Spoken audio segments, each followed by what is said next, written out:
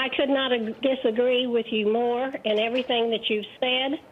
I have watched you and many of the other black leaders mislead these people for years.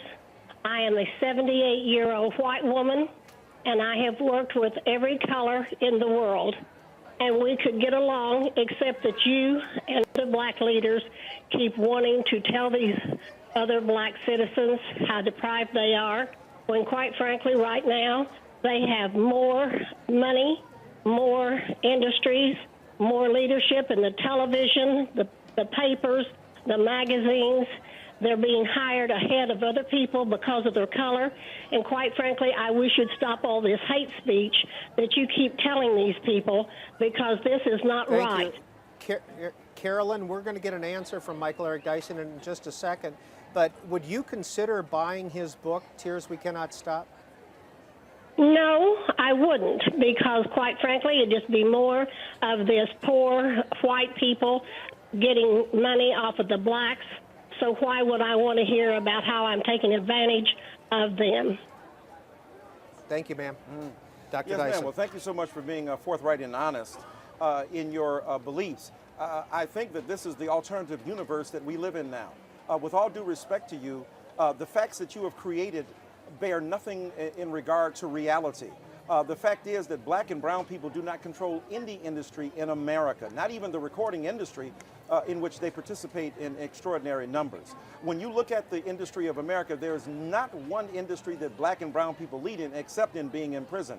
So where are all the black and brown people who are the presidents of major American corporations? Where are the black and brown people who are in control of Fortune 500s? Where are black people who are on the top of the list of Forbes 500? When you do the breakdown economically, you'll see that that's not true. When you look at ordinary African American people versus white people, the number of people who are wealthy diminishes and pales in comparison. Beyond that, when you look at the household wealth of black and brown versus white people, again, black people pale in comparison. So in no index, none of the indices that we might evoke to substantiate a claim of the transfer of wealth from white America to black America can be really supported or substantiated by your argument. So I would ask the caller to think seriously. Black and brown people are not getting jobs ahead of white people. Affirmative action is the policy that you might be referring to, but the police departments are still disproportionately white.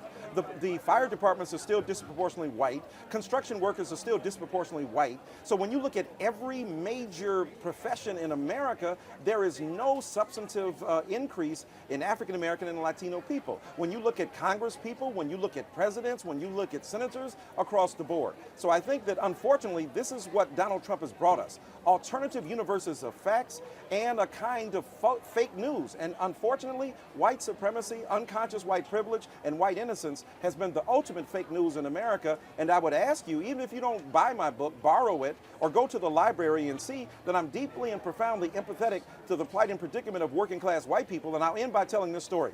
Martin Luther King Jr. was in jail, and his white jailer came to him with an alternative fact like you're suggesting. You know what he said to Dr. King? You know, Dr. King, his warden and his jailers, segregation is right and integration is wrong and your movement is wrong. Dr. King said, no, that's not true. And then Dr. King asked the poor white people, how much money do you make?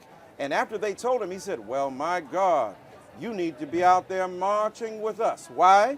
Because you are just as poor as we are. You have more in common with working class, black and brown people than you have in common with the white overlords and captains of industry, like the ones who have been put in office as a result of President Trump, where you have billionaires like Betty DeVos, and you have extraordinarily rich people like Rex Tillerson and other captains of industry who are helming our government now. There is much more in common between working class and poor white people and working class and brown and black people as well. Michael Eric Dyson's most recent book is called Tears We Cannot Stop, a sermon to white America.